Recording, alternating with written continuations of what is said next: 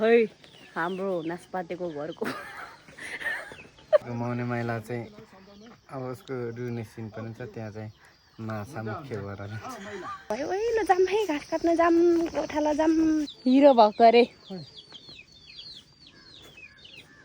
खासमा घाउ चाहिँ यत्रो यत्रो आएको छ कि तर यत्रो यत्रो घाउ आएको छ भनेर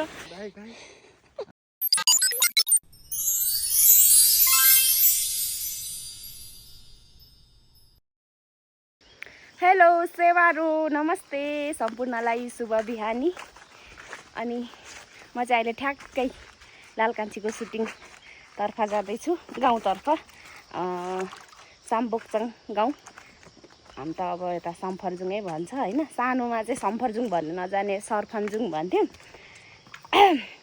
अनि यो चाहिँ ठ्याक्कै सम्फर्जुङ गाउँको सिरानमा छु यो जङ्गलदेखि ट्याक्कै अलिकति माथि चाहिँ मेरो घर छ अनि मलाई चाहिँ बिहानै छिटो 6:30 बजीतिर आउनै बहिनी भन्दै हो नि त तर अब आउँदा आउँदै भन्दा पनि जुरुका उठ्नु पर्यो फ्रेस हुनु पर्यो हातखुट्टा मुख धुनु पर्यो होइन अनि तातो पानी खानु पर्यो यसो अनुहारमा मोइस्चराइजर सनस्क्रिन लाउनु पर्यो टाइम त लागिहाल्छ नि होइन अलिकति त नेपाली टाइम हो फेरि ढिलो छिटो त भइहाल्छ नि अनि यो चाहिँ देवी थान हो हाम्रो बाजेहरू पूजा गर्नुहुन्छ अनि यो जुन बाटो छ नि यो चाहिँ पुरानो बाटो हो क्या यो म्याङलुङ बजार शुक्रबारे हटिया जाने यो पुरानो बजार यहाँदेखि माथि जाँदा 10 गते जङ्गल पुगिन्छ अनि यता तल चाहिँ देखिन चाहिँ यो पारी के भन्छ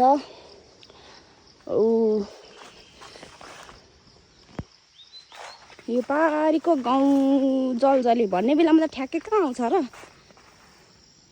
यता यो पुरा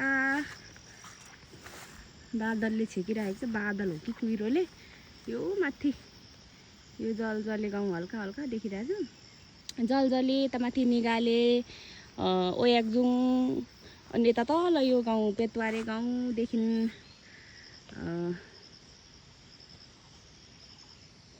आउने बाटो हो क्या शुक्रबारे बजार आउने बाटो हो पुरानो बाटो अहिले चाहिँ अब रोडहरू आयो अनि बस लाग्छ गाडीहरू ट्र्याक्टरहरू लागिहाल्छ अनि अब के भन्छ सागसब्जीहरू केहरू ल्याउनु पनि गाडी बढाइ छ होइन अब सुविधा त्यही भएर पहिला अब तल हामी गोठालो जान्थ्यौँ क्या गोब्रे भन्ने गाउँ गोब्रे भन्ने खेतमा अनि त्यहाँदेखि तल जङ्गल छ असुवा खोला असुवा पुल भन्नेतिर त्यहाँ आउँदी शुक्रबार चाहिँ अब बिहान स्कुल लाग्थ्यो क्या पहिला हाम्रो स्कुलमा चाहिँ आजभोलि चाहिँ दिउँसो लाग्छ अनि शुक्रबार बिहान स्कुल गयो अनि आयो भात खायो अनि गोठाला जाने कि दाउरा घाँस गर्नु जानु हामी चाहिँ तल जान्थ्यौँ क्या असुवा खोला साइड त्यही के भन्छ जङ्गलतिर खेततिर अनि त्यति बेला जाँदाखेरि चाहिँ शुक्रबारको दिन चाहिँ मान्छेहरू बेसरी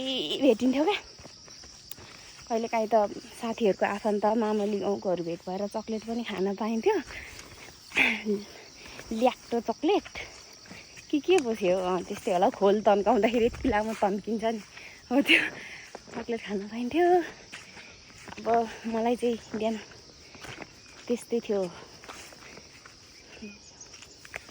के भन्छ बाल्यकाल अब त्यस्तै थियो बाल्यकालको अवस्थाहरू आजभोलि त केटाकेटीहरूलाई उठालो पनि गर्नु पर्दैन गाईबस्तु पनि त्यति धेरै पाल्दैन पहिला हाम्रो जमानामा त 8-9वटा गाईबस्तु पाल्नुहुन्थ्यो हेर्न जानुपर्यो तर मजा आउँथ्यो फोनको जमाना नहुनु पनि साह्रै राम्रो कुरा पो थियो एक जमानामा साथी भेला भयो ओइलो जाम है घाँस काट्न जाम गोठाला जाम रमाइलो गोठालामा अब कहिलेकाहीँ वस्तुहरूले बाली खाइदिँदा चाहिँ गाली खाइन्थ्यो त्यति नै हो अरू त नत्र रमाइलो हुन्थ्यो भोक लागेको बेला पानी अमला खायो अमला खाएपछि पानी खायो मजै हुन्थ्यो अनि यो चाहिँ हाम्रो सिलिन्डर के गरिदिन्छ मामा ल खेतको मकै निकाल्नु भएको ड्रागन फ्रुट त निकै लामो भइसकेको छ त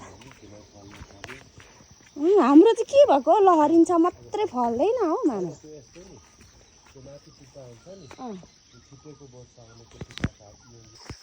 मलाई चाहिँ अहिले ठ्याक्कै मदन शिरकुमार दाइले फोन गर्नुभयो क्या बहिनी आउनुभयो कि छैन भन्दै हुनुहुन्थ्यो म चाहिँ अलिक ढिलोसम्म सुत्छु नि त, अनि त्यही भएर बहिनी उठेको छैन क्या भनेर फोन गर्नुभएछ। यस्तै छ सम्पर्जुङको अवस्था होइन। आजभोलि चाहिँ ट्याक्कै यो मकै खेतको मकै पाकेछ, अब यहाँ रोपाइ हुन्छ, अचिला पनि हानि सक्नुभएछ, भन्ने बिउ रोप्ने बेला भयो। यस्तै छ है। ल अब म गएको भरे बोल्छु, बाई बाई। अहिले चाहिँ हामी नास्पातेको घरमा के भन्छ सुटिङ गर्दैछौँ, अनि अहिले चाहिँ म एकछिन फ्री भइरहेको छु।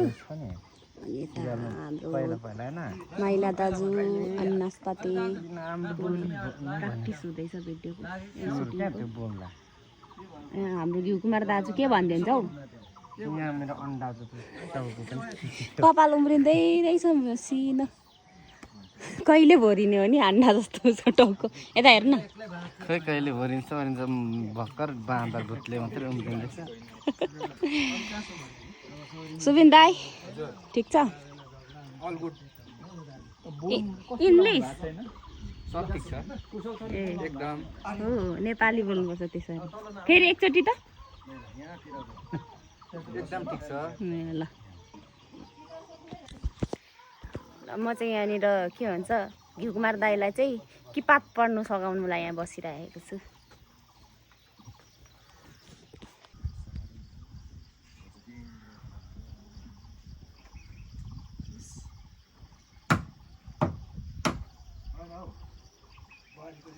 कस्तो मुख बनाएर उयो गर्नुहुन्छ अरे, रुनुहुन्छ अरे?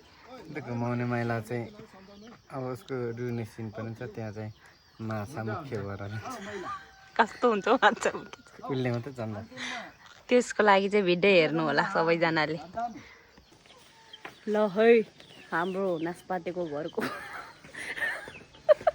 कसरी तिम्रो ए ल बुहारी म चाहिँ गएँ, तिमी चाहिँ बस। अलिक मासतिर पुग्छु अनि तिम्रो डाइलग भन। कसो मलाई यति हाँस उठेको, आँसु आँसु भएको हौ म। ल अहिले हामीले चाहिँ नास्पातेको घरको सुटिङ आजको दिनलाई चाहिँ सकेर अब खाना खानुको लागि लालकान्छीकोमा जाँदैछौँ। के हिरो भएको कति न हिरो भएको अरे, यसो पनि गर्नु नि भनेपछि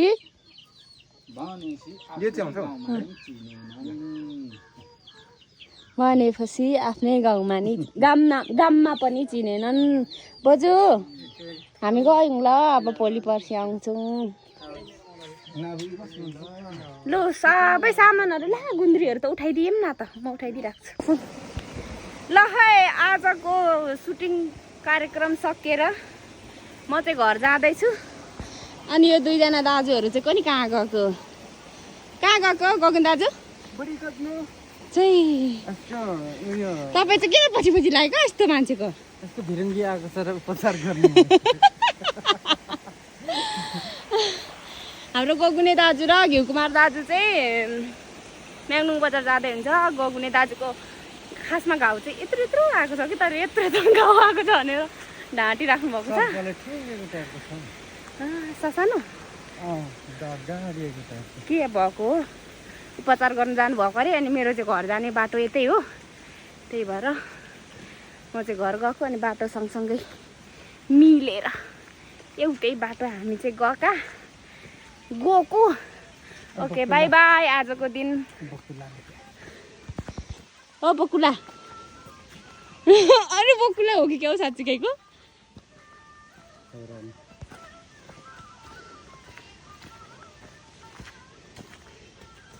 दाजु अनि पालम भन्छु भन्दै थियो त आज। यहाँ यस्तो उकालोमा चाहिँ सास बढ्दा चाहिँ कसरी भन्नु? त्यही भएर धेरै त्यो सुर्ती नखानु भनेको। के को सुर्ती चाहिँ खान्छु बित्थामा? अनि अस्ति त अनि एउटा गीतमा भन्दै हुन्छ त, त्यो त त्यहाँ कथाले मागेपछि ए नत्र त फेरि। ओके बाई बाई आजको दिन यसरी नै बितो। अब भोलि भेटौँला। बाई गरिदिनु। बाई बाई आजको हाम्रो सुटिङ बुढीले मात्रै बाई बाई गर्छ त अनि तपाईँको त। बुढीले यसरी हात यसो गर्दा भुँडी पनि यसरी हल्लिन्छ त। अघिको जस्तो डान्स कुन पो भन्दै थियो नि त्यो माथि कुन गीत